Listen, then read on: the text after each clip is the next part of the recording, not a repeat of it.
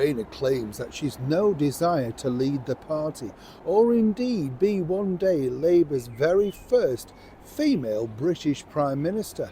But how truthful was Dame Ange been, as they like to call her, behind the scenes? As ever, let me explain.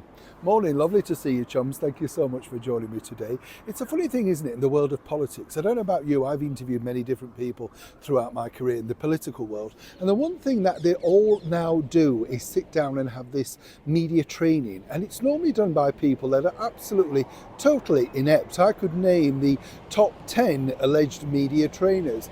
Half of them haven't been on television for decades. They don't understand the world of social media. And their training really amounts to the fact that, well, if you just keep saying I'm not prepared to comment or I can't comment, that really is your interview.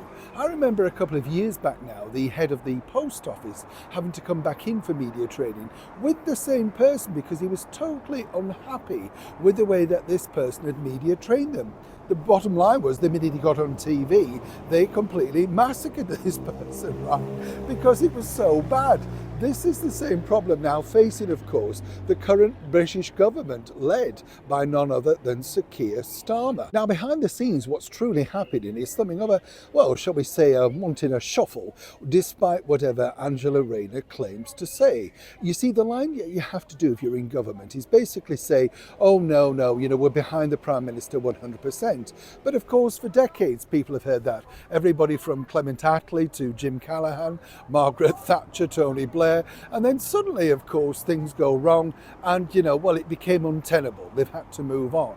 So why is Ange really keen to take the top job? Well, as I said, there's a bit of infighting, and as ever, we have to say allegedly behind the scenes. That's between her and the current Chancellor of the Exchequer, the very first female Chancellor of the Exchequer, that also managed to, well, be very evasive and lie about a CV. A double whammy there, you see, a double lie. And then, of course, we've got the Business Secretary, Jonathan Reynolds, who's just lied in Parliament about being a solicitor, but claiming, well, he was training to be one, so it's as good as. Well, it's like Gail King claiming to be an astronaut, isn't it? Or Katy Perry, they're not astronauts, they're playing at it, clearly what this particular government are doing.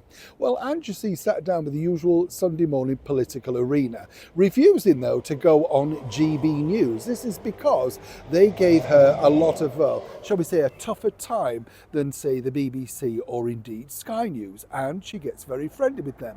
But behind the scenes, despite Angela saying numerous times that she doesn't want the job, she's not interested in it, this is what's going to happen.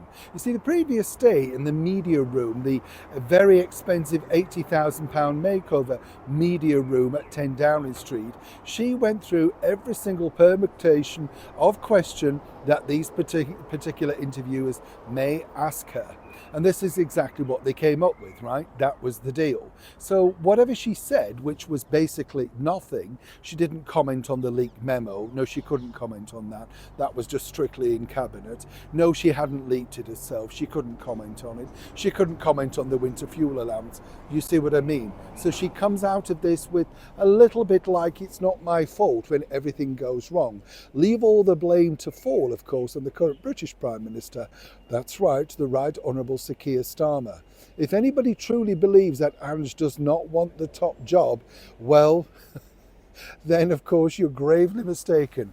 This is a woman who loves power and definitely wants to be the very first British Labour Prime Minister. Even if she's not admitting it to you, she's admitted it to herself simply by going on television this morning. Neil Sean in the very heart of London.